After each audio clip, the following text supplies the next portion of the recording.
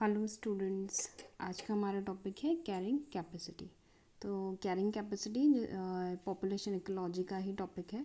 इसमें हम डिटरमाइन करते हैं कि क्या आपके कितने मैक्सिमम नंबर ऑफ़ इंडिविजुअल्स जो कि एक पर्टिकुलर हैबिटेट में सक्सेसफुली रह सकते हैं on the basis of food, water and free space, उसे हम कैरिंग कैपेसिटी कहेंगे। तो एक पर्टिकुलर एरिया में या पर्टिकुलर आपके स्पेस में कितने नंबर ऑफ़ इंडिविजुअल्स या कितनी पॉपुलेशन जो है वो सरवाइव कर सकती है बिना किसी struggle for food, water and space. तो उसे हम रिप्रेजेंट करेंगे कैरिंग कैपेसिटी की, जो कि के से रिप्रेजेंट होगी। यहाँ पे हम देखें तो आपका जो एनवायरनमेंट है वो सपोर्ट करता है मैक्सिमम ऑर्गेनिज्म को अपने अपने पास या अपने कैरिंग कैपेसिटी को एक मैक्सिमम लेवल तक ले जाने के लिए। लेकिन अगर मैक्सिमम लेवल में कैरिंग कैपेसिटी चली जाती है तो उसके बाद जो फूड है, वाटर है, स्पेस है, उसकी स्कार्सिटी होने लगती है, जिसके कारण आपकी कैरिंग कैपेसिटी का डाउनफॉल होने लगता है। अब यहाँ पे हम रिप्रेजेंट करते हैं, जैसे जैसे पॉपुलेशन बढ़ेगी और लॉन्गर ड्यूरेशन में, अगर लॉन्गर पीरियड्स की हम बात करें तो जैसे जैसे पॉपुलेशन बढ़ेगी तो जो आपका इन्वायरमेंट है उसका डिग्रेडेशन होने लगेगा और जिसके कारण रिडक्शन हो जाएगा कैरिंग कैपेसिटी का इन फ्यूचर।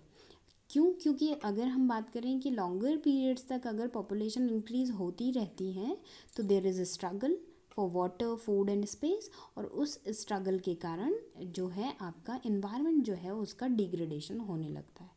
और इन्वायरमेंट के डिग्रेडेशन के साथ ही आपका हैबिटेट है वो लॉस होने लगेगा, जिसके कारण आपका कैरिंग कैपेसिटी ऑब्वियसली डिक्रीज़ हो जाएगी। यहाँ पे हम बात करें कैरिंग कैपेसिटी जो है वो कभी भी फिक्स नहीं होती है किसी भी पर्टिकुलर पॉपुलेशन के लिए। तो अलग अलग पॉपुलेशन है उसके लिए अलग अलग कैरिंग कैपेसिटी रिप्रेजेंट होती है। तो यहाँ पे बायोमासेस का जो है इम्पैक्ट रहता है कैरिंग कैपेसिटी में। तो अलग अलग पॉपुलेशन की अलग अलग कैरिंग कैपेसिटी रिप्रेजेंट होगी। यहाँ पे कुछ आपके कैरिंग कैपेसिटी के लिए लिमिटिंग फैक्टर्स भी काम करते हैं। लिमिटिंग फैक्टर्स क्या होंगे? वही सारे फैक्टर्स जिनके कारण की कंपटीशन होने लगेगा इकोलॉजी में। तो इकोलॉजी में कंपटीशन जो है ऑर्गेनिज्म की पॉपुलेशन बढ़ने पे किस किस पे होगा? तो किस किस के लिए कंपटीशन होगा? फूड के लिए होगा, वाटर के लिए होगा। देन अगर ये भी हो सकता है कि आपके जो इकोलॉजी है या जो आपकी पॉपुलेशन है उसमें कोई डिजीज़ हो जाए जिसके कारण कि बहुत सारे इंडिविजुअल्स का लॉस हो जाए, तो वो भी एक लिमिटिंग फैक्टर है जो कैरिंग कैपेसिटी को लिमिट करके रखेगा। वहीं प्रेडेटर्स का होना, अगर प्रेडेटर्स भी हैं बहुत ज़्यादा तो वो क्या करेंगे कि शिकार जो है वो शिकारी आपके पूरे इंडिविजुअल जितनी भी पॉपुलेशन है उनमें से बहुत सारे इंडिविजुअल्स को का शिकार कर लेगा, तो इसके कारण भी बहुत सारे इंडिविजुअल्स का लॉस होगा, जिसके कारण कैरिंग कैपेसिटी अगेन लिमिट हो जाएगी। तो जितना ज़्यादा पॉपुलेशन रिडक्शन होगा कैरिंग कैपेसिटी उतनी कम होगी, और अगर पॉपुलेशन ग्रोथ होगी तो कैरिंग कैपेसिटी बढ़ जाएगी पर्टिकुलर हैबिटेट की। अगेन हम बात करेंगे यहाँ पे टाइप्स ऑफ कैरिंग कैपेसिटी। तो टाइप्स ऑफ कैरिंग कैपेसिटी की बात करें तो 4 टाइप्स की कैरिंग कैपेसिटी रिप्रेजेंट होती है। First one is the physical carrying capacity, second one is the production carrying capacity, third one is ecological and fourth one is the social carrying capacity. तो हम एक एक करके सबको मेंशन करते हैं। फिजिकल कैरिंग कैपेसिटी में आपके फिजिकल फैक्टर्स जो हैं वो यहाँ पे आपकी कैरिंग कैपेसिटी को बढ़ाएंगे।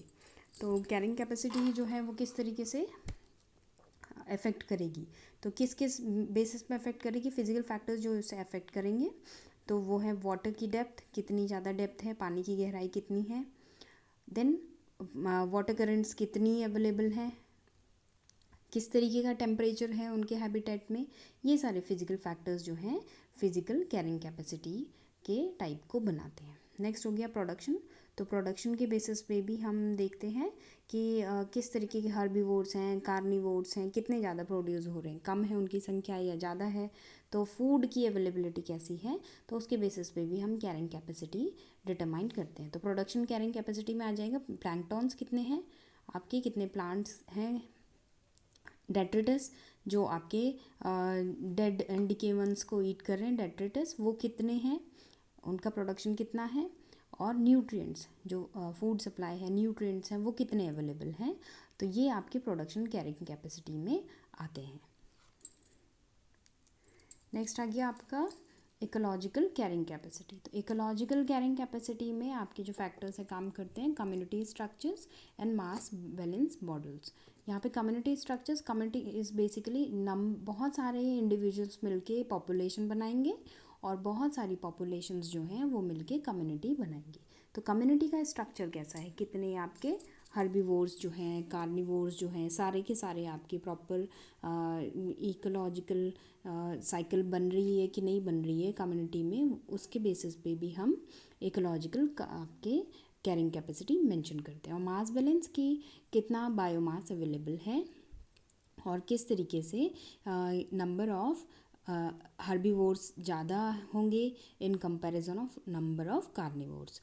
अगर कार्निवोर्स बढ़ जाएंगे तो मास बैलेंस जो है वो आपका डिसबैलेंस हो जाएगा। तो इसमें डिफरेंट मॉडल्स आ गए जिन्हें हम किसी और लेक्चर में पढ़ेंगे। नेक्स्ट है सोशल कैरिंग कैपेसिटी। तो सोशल कैरिंग कैपेसिटी बेसिकली आपके इकोनॉमिक कैरिंग कैपेसिटी के नाम से भी जानी जाती है। इकोनॉमिक कैरिंग कैपेसिटी, इसमें क्या होगा कि हम for the way of earning, हम कुछ अर्निंग के लिए या एम्प्लॉयमेंट के लिए जो है इस कैरिंग कैपेसिटी को क्रिएट करेंगे। तो ये हमारे द्वारा क्रिएट की गई कैरिंग कैपेसिटी है। जस्ट लाइक कि हम फिशरीज़ जो हैं उनको हम पालते हैं, तो जो फिशरीज़ में हम क्या करते हैं, रिक्रिएट करते हैं एक उनके लिए परफेक्ट हैबिटेट।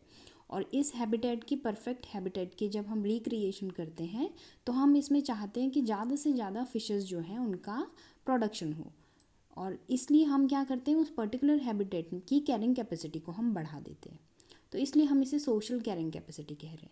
और कई बार हम क्या करते हैं, कुछ वैल्यूड स्पीसीज़ हैं जैसे कि आपकी कैरिज्मेटिक स्पीसीज़ हो गई। जो कैरिज्मेटिक स्पीसीज़ मतलब जैसे कि आपके बहुत अभी हम जैसे एक्वाकल्चर की बात करें तो हम जो आपके एक्वाकल्चर में कुछ स्पीसीज़ होती हैं जो आपकी आर्टिफिशियल टाइप की होती हैं, और कुछ ऐसी होती हैं जो ब्यूटीफाइड टाइप की होती हैं, या फिर कुछ आपकी स्पीसीज़ होती हैं जो स्पेशलाइज्ड वर्जन में आती हैं। तो ये सारी की सारी हम चाहते हैं कि इन स्पीसीज़ का हम ज़्यादा से ज़्यादा प्रोडक्शन करें, तो इसलिए हम उनकी कैरिंग कैपेसिटी जो है बढ़ा देते हैं। तो जैसे हम देखते हैं अभी आपके जो एक्वेरियम है उसमें हम अलग अलग किस्म की आपकी कैरिज्मेटिक स्पीसीज़ का प्रोडक्शन करते हैं, और आपके उस स्पीसीज़ के प्रोडक्शन के लिए हम एक पर्टिकुलर हैबिटेट में उनकी कैरिंग कैपेसिटी को बढ़ाना चाहते हैं, ताकि ज़्यादा से ज़्यादा आपकी फिशेस जो हैं वो बिक्री हो और हम ज़्यादा से ज़्यादा अर्निंग कर सकें। तो ये एम्प्लॉयमेंट रेजिंग का भी एक तरीका होता है सोशल कैरिंग कैपेसिटी को क्रिएट करना। नेक्स्ट हम यहाँ पे देखते हैं कि लॉजिस्टिक ग्रोथ कर्व जो है उसमें कैरिंग कैपेसिटी कैसे आपकी रिप्रेजेंट होगी। तो अगर हम पॉपुलेशन वर्सेस टाइम का एक ग्राफ प्लॉट करें, जिसे हम सिग्मॉइड ग्राफ भी कह रहे हैं, लॉजिस्टिक ग्रोथ कर्व को सिग्मॉइड कर्व भी कह रहे हैं। तो जो आपका सिग्मॉइड कर्व है इसमें फेजेस आती हैं आपकी लैग फेज़, लॉग फेज़ और आपकी स्टेबल फेज़। तो अगर हम लैग फेज़ की बात करें तो धीरे धीरे से यहाँ पे इंक्रीज़ हो रहा है पॉपुलेशन में। लॉग फेज़ की बात करें तो सडन बहुत ज़्यादा ग्रोथ जो है नज़र आ रहा है, और एक आपके जो इक्विलिब्रियम कंडीशन में आते आते तक आपकी क्या है, स्टेबल कंडीशन आ जा रही है। तो कैरिंग कैपेसिटी क्या हो गई, मैक्सिमम नंबर ऑफ इंडिविजुअल्स जो एक आपके हैबिटेट में रह सकते हैं। तो पर्टिकुलर टाइम में हम देख रहे हैं कि this one is the carrying capacity. तो इक्विलिब्रियम आ जाएगा अगर आपकी लॉजिस्टिक ग्रोथ कर्व बनता है, तो इक्विलिब्रियम ठीक कैरिंग कैपेसिटी के आसपास आ जाएगा।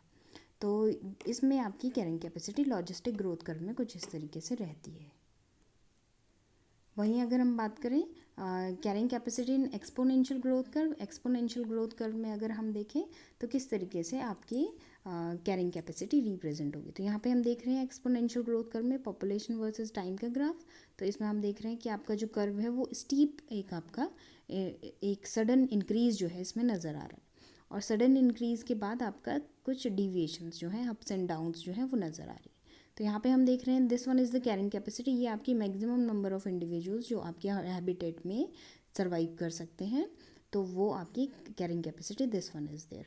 तो अगर यहाँ पे आपका इससे ज़्यादा आपकी पॉपुलेशन बढ़ जाती है तो this one is the plus आपका increment in the carrying capacity, और ये अगर होता है नीचे जाता है ग्राफ तो ये हो गया decrement in the carrying capacity. तो ये पॉजिटिव इन्फ्लक्स, ये नेगेटिव इन्फ्लक्स। तो यहाँ पे हम देख रहे हैं कि आपके जो एक्सपोनेंशियल ग्रोथ है उसमें आपके ups and downs are there, और अगर आपकी कैरिंग कैपेसिटी स्टीप इस ढंग से ही रहती है तो ये आपकी एटमॉस्फेयर या इन्वायरमेंट के लिए बेनिफिशियल होगा। लेकिन इंक्रीज़ कर जाती है तो स्ट्रगल होगा, स्ट्रगल के बाद सडन डिक्रीज़, देन इंक्रीज़, फिर स्ट्रगल, फिर सडन डिक्रीज़, और इस ढंग से अप्स एंड डाउन्स चलते रहेंगे अगर एक्सपोनेंशियल ग्रोथ कर्व है। दूसरा एक्सपोनेंशियल ग्रोथ कर्व हम ये भी देखते हैं कि यहाँ पे जहाँ पे आपका कैरिंग कैपेसिटी तक जाते ही आपकी एक्सपोनेंशियल ग्रोथ जो है वो कंपटीशन होने लगेगा इंडिविजुअल्स के बीच में, तो आपकी जो एक्सपोनेंशियल ग्रोथ है वो सडन डिक्लाइन होते हुए सीधे नीचे आ जाएगी। तो एक्सपोनेंशियल ग्रोथ कर्व सीधे ऊपर गई और यहाँ से सीधे नीचे आ जाएगी। तो ये भी आपका कई बारी हम एक्सपोनेंशियल ग्रोथ कर्व में इस तरीके का फेज भी देखते हैं। तो this one is the decline in the population, okay. लेकिन इसमें अभी हम डिक्लाइन मेंशन नहीं कर रहे हैं। तो this is all about the carrying capacity.